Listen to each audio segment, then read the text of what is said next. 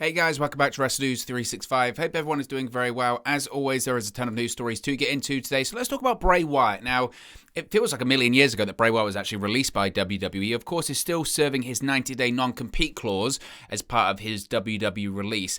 But there's some more details as we talk about the potential future of Bray Wyatt, whether he's going to AEW, Impact Wrestling, the destination that he may be heading to. There's more details about his WWE departure that are very interesting and, to be honest, slightly vague, but we'll talk about him here. Because it's been reported that Bray Wyatt reportedly had some issues, various issues, in the lead up to his WWE release this past summer.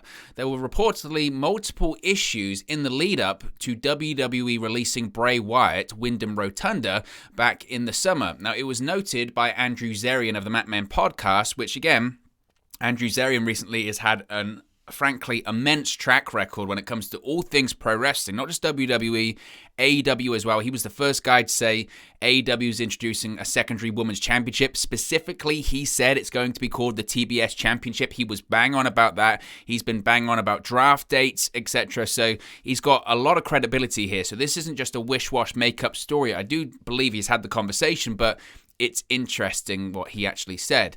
Now, it was noted by Zarian how Wyatt was being a little difficult in the lead-up to his release, and that he had performance issues in the ring as well as issues with his weight. It was also said that Wyatt just wasn't happy at the time that he was released by WWE. Now, these were not the reason for Wyatt's release, according to Zarian, but a number of issues led to the decision to cut the former Universal Champion. It had been reported that Wyatt and others in the company were being released due to budget cuts, but at the time, many people in the company reportedly did not believe that it was Wyatt's just that as the reason for Wyatt, because he was a strong merchandise mover and a known money maker for the company. Now, this new report by Zarian notes that while finances weren't the only reason for Wyatt's release, it was one of the many that led to his departure. It was also reiterated that these release decisions are not cut and dry. Now, the report on Wyatt's weight issues is certainly interesting, since a photo surfaced of Bray Wyatt in a supermarket, in a grocery store, where Wyatt appeared to be in much better shape, and that was prior to his release. It actually appeared just days before WWE announced that they had released Wyatt from the company. Now, Rotunda, of course, has been rumored to be in talks with AEW and Impact Wrestling. There's no solid word on where he's going to head next. Now, of course, he was let go from the company on Saturday, July 31st. If he is under that standard 90-day non-compete clause, which it appears that he would become a free agent on Friday, October 29. It's a fascinating story. So Bray Wyatt's going to be a free agent and can sign anywhere he wants in 2 weeks' time. We're talking 14 days, then Bray Wyatt is a free man. When I saw this report, I want to preface this again, saying that it's not that I don't believe Andrew Zarian, because I do. I absolutely do. I absolutely believe that Andrew Zarian had this conversation with someone in WWE. I don't have the full quote in front of me, but I have seen the full quote where he says that he spoke to a really high source, certainly a higher source than he would usually speak to in WWE. And the actual quote itself is incredibly vague. That's why I didn't want to say it here, because you'll get lost in it. I did. I read this quote that Andrew Zarian was saying, and I was like, I have no idea what he said. To me, and this is just me, when I saw that report, or that quote talking about Bray Wyatt, the issues leading up to his release, it felt to me like WWE trying to save face, trying to justify why they made a strange decision to release Bray Wyatt, and on top of that, and this is maybe a bit too conspiracy driven for maybe your liking, but it felt also a little bit like, let's play down that this real hot free agent's on the market right now. Let's play down that AEW or Impact Wrestling aren't getting this guy that's just huge creative talent and great in the ring and different and all this kind of stuff, because there are a lot of questions about why on earth you would release a Bray Wyatt or The Fiend. The other people that were released by WWE this year, maybe even the Samoa Joe one, and they brought him back. Every single person, while it was odd, you can almost understand from WWE's point of view their rationale. Not so much maybe the Aleister Black one, but the other ones you can kind of understand, well, they weren't the highest name on the totem pole, etc. You can kind of get that. The Bray Wyatt one was just bizarre because, again, The Fiend was such a strong character and Bray Wyatt was so young as well and former Universal Champion. just 18 months ago, this guy's one of the hottest acts in the company. He was going to be wrestling, and he did wrestle John Cena at WrestleMania, but when that WrestleMania 36 was going to be inside of a stadium, he was going to be beating John Cena inside of a stadium, and The Fiend moved a ton of merchandise and was a massive money figure, so it just felt really odd. Even though WWE had mismanaged and badly booked this character, they still weren't dumb enough to know that it's money. And when he was released, it kind of was a case of that feels really odd. Now, the idea of, well, Bray Wyatt just wasn't happy. Can you blame him? I don't blame Bray Wyatt one bit. Or Wyndham Rotunda, I don't blame him one bit for not being happy. I wouldn't be happy in WWE if I was Bray Wyatt. The way that I'd been mismanaged and badly booked, the guy had to reinvent himself twice. And even then, they butchered it, absolutely butchered it. The original Bray Wyatt character was completely original, fantastic. Yeah, it was a bit like Waylon Mercy and Cape Fear and all that kind of stuff, but it was such an original character and a breath of fresh air. And what did they do? They had him lose big matches. Yes, he won the WWE Championship for 5 minutes and he lost it to Randy Orton at WrestleMania 33, but he lost matches over and over and over again to the point where nobody cared about Bray Wyatt anymore. The character that was once different, unique, became like everyone else. It wasn't a threat. It wasn't mystical, it was hacky, it was rubbish. So Bray Wyatt, not like many pro wrestlers would do, by the way, a lot of pro wrestlers would just continue doing that. Bray Wyatt took a step back, came up with a completely new character, a children's entertainer, and an alter ego that was like The Undertaker mixed with this horror movie, and just fantastic. Again, completely new, unique, masked character. Go watch that SummerSlam 2019 entrance. It's phenomenal, and the crowd's in shock. They're startled. They're scared. During today's modern age, people thought, this is so different. This is so unique. This is fantastic. And what did WWE do with that? Yeah, they put the Universal Championship on him, but even then, the booking and the matches and the red light and the Hell in a Cell match against Seth Rollins, and then losing to Goldberg of all people in about a minute and a half, getting squashed by Goldberg, who's in his 50s, after barely getting him up, not for a jackhammer, but just for a suplex. Why wouldn't you be annoyed by that? Why wouldn't you be frustrated with that? I don't blame him if he was frustrated. I don't blame him if he didn't trust the creative process. I don't blame him if he was being difficult when it comes to creative, because guess what? The creative sucks. The creative always sucked when it came to The Fiend. And Bray Wyatt, Wyndham, would be like, look, I gave you this gift. I gave you this character on a silver platter, and you still managed to mess it up. So yeah, I'm going to be difficult. So I just, when I see that thing saying, oh, he was being difficult, throw it away. I don't pay any attention to that. The weight thing, yeah, maybe that was a problem with him.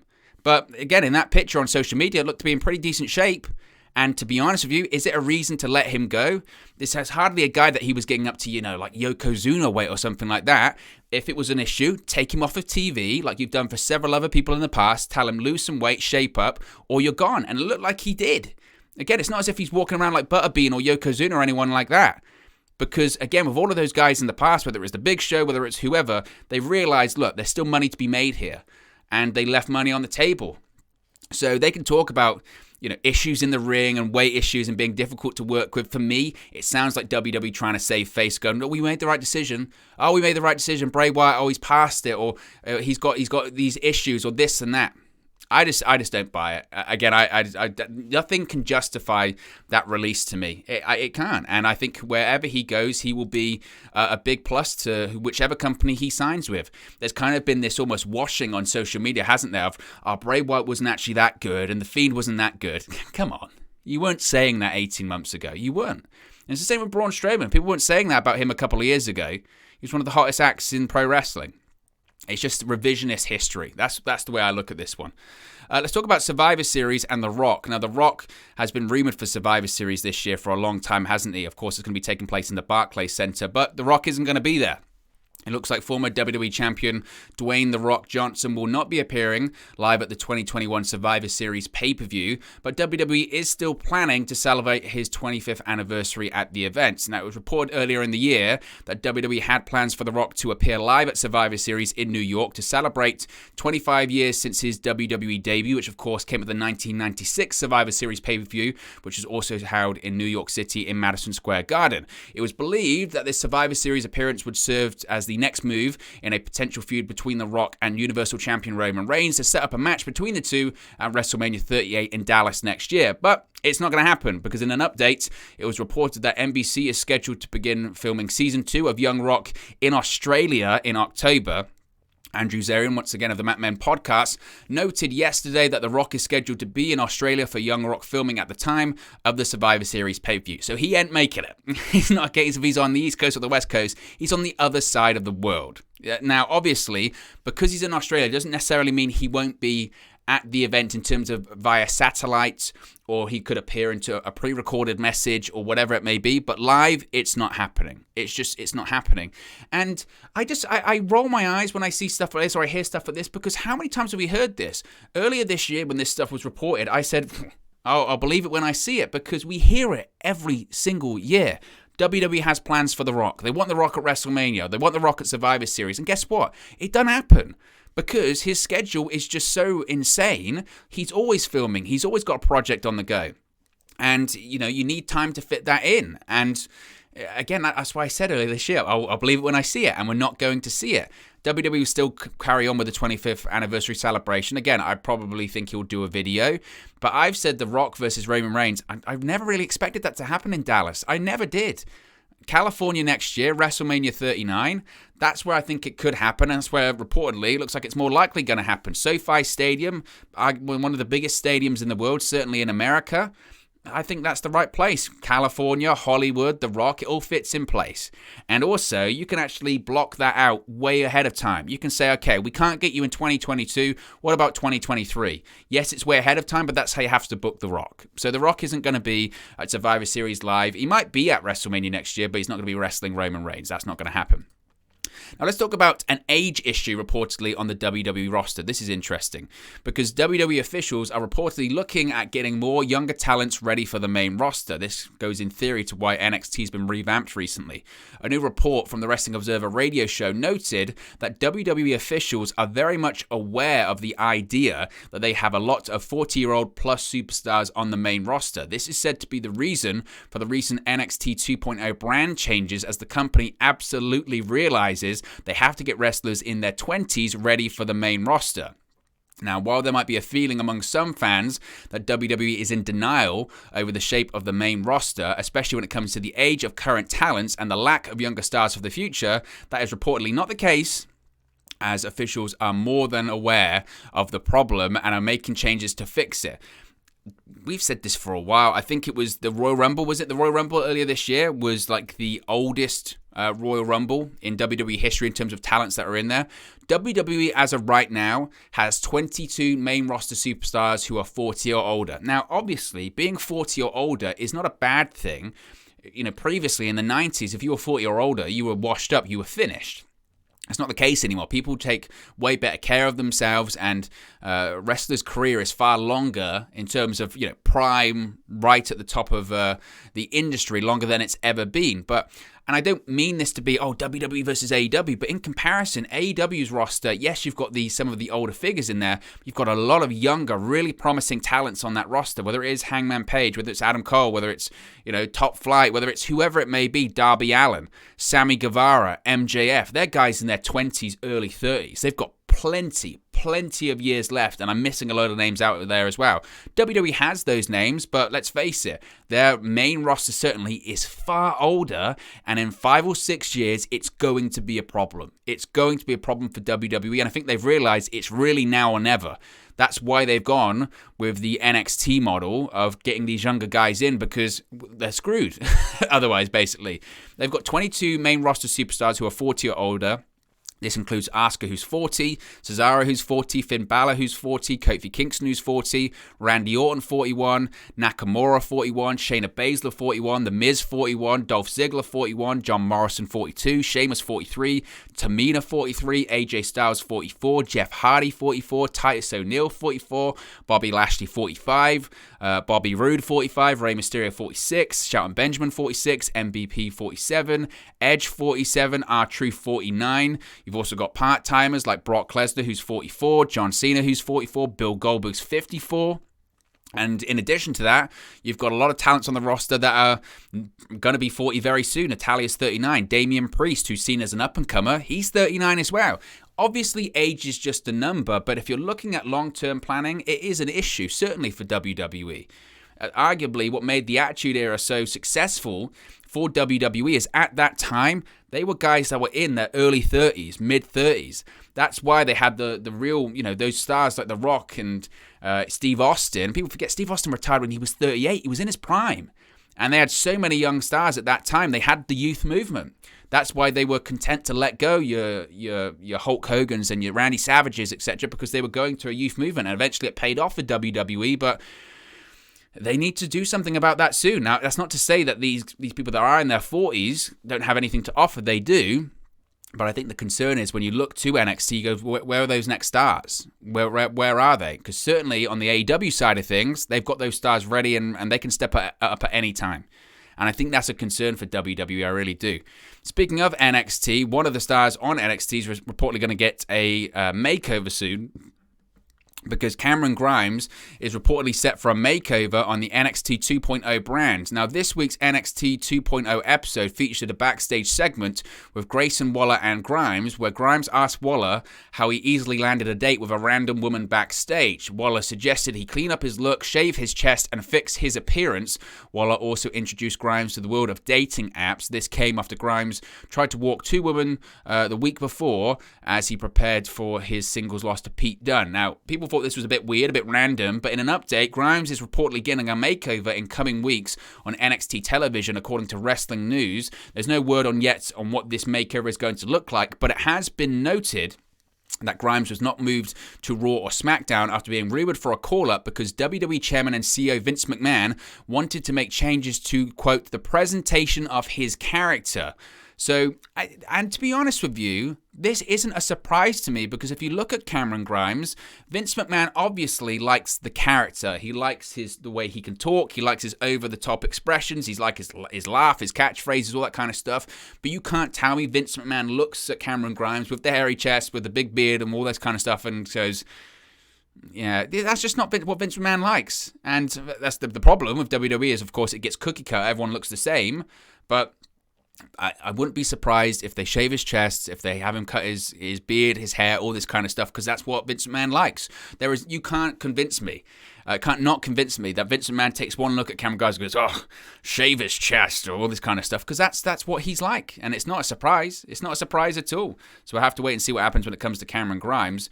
Finally, there's a story going on at the moment when it comes to the December pay-per-view for WWE. They're not going to have one because they've got obviously a New Year's Day pay-per-view coming next year. On the latest edition of the Wrestling Observer radio show, Dave Meltzer reported that WWE will not have a December pay-per-view this year. Instead, the New Year's Day show, Day 1, will count as a December pay-per-view. Now, WWE announced Day 1 this past summer. This will be the first ever pay-per-view event held on New Year's Day and will be held in the State Farm Arena in Atlanta. There will also be a New Year's Eve SmackDown show at the Spectrum Center in Charlotte. Now, WWE had previously announced an unofficial pay-per-view date for mid-December at the Allstate Arena in Chicago. It was originally reported that TLC would be that pay-per-view. However, that appears to have changed, and the Allstate Arena has now been moved to a regular television event. Now, TLC has been a traditional pay-per-view in December for WWE since 2009. The upcoming pay-per-view schedule has Crown Jewel, of course, later this month, Survivor Series in November, and then no December pay-per-view. Now, in an update on this, WWE reportedly made the decision to nix plans for the December pay-per-view more than a month ago. In an update, Fightful Select reports that the reason for the schedule change appears to be the proximity to the New Year's Day pay-per-view, WWE Day 1. The plan to nix the December pay-per-view was reportedly made well over a month ago. Now, what I will say, the Day 1 pay-per-view, the New Year's Day pay-per-view, is a massive Nick Khan project. He spoke about it time and time again, how he sees it as an opportunity, and the football games going on around that period of time, people are going to be in Atlanta for New Year's Eve, they're going to stick around and they're going to go to watch this pay-per-view the day after. It's a big project of his, so I wouldn't be surprised if he pushed for TLC to be cancelled, because he thought, I want to make sure this big project I've been singing and dancing about works, because if it doesn't work, that falls on me, and people are going to question how smart, how much of a genius I am. So I'm going to make sure this pay-per-view is a success. And that's basically what people are saying. The day one pay-per-view has been spearheaded by WWE President and Chief Revenue Officer Nick Khan. As I mentioned, it will take place in the State Farm Arena in Atlanta, Georgia. So when I saw that the December pay-per-view was cancelled, I don't mind because WWE has too many pay-per-views anyway, but I just thought it's Nick Khan making sure my big project is going to be a success, and I'm going to make sure there's no excuses why it isn't going to be a success. So that's my opinion on that one. But look, guys, as always, it's just one man's opinion. What are your thoughts on all of these WWE news stories we've spoken about today? Let me know your thoughts in the comment section below. I'll do my best to respond and reply to all of your comments. Really enjoy interacting with you guys, talking about WWE, AEW, Impact Wrestling, New Japan Pro Wrestling, all things pro wrestling here on the channel. So be sure to get involved in the community, drop a comment below. All opinions are welcome. If you have enjoyed this video, please do smash a like on the like button too. Really does help us out here on YouTube, got the rankings and get into people's recommendation feeds if they haven't seen our videos previously. But most importantly, if you haven't already, please do subscribe to WrestleNews 365. You can do that by clicking the bottom right hand corner of the screen right now. Or if you wait a few seconds, there'll be a subscribe button at the end of this video along with another video for you to watch. Thank you very much for watching, listening, streaming, or having come across this video today. And I'll speak to you again very, very soon. Hey guys, thank you for watching, listening, streaming, or however you come across this video today. Be sure to click on the video on the right there to watch our next video, or click the bottom there to subscribe, or the bottom right hand corner. Thank you very much, and I'll speak to you again very soon.